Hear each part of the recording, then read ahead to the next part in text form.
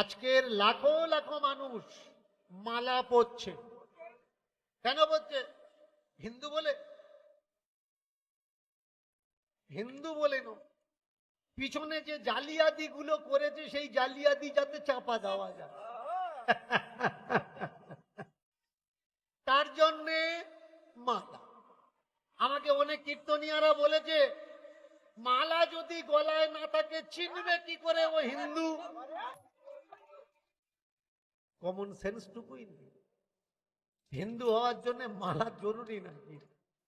নবী শতাব্দীর পিছনে চলে যান, কোনো মালার গল্পই ছিল না। নবী শতাব্দীর পিছনে চলে যান, মালার কোনো গল্পই ছিল না। তাহলে তারা হিন্দু বলে পরিচিতি হতো না যে ওরা হিন্দু বা ওরা সনাতনী।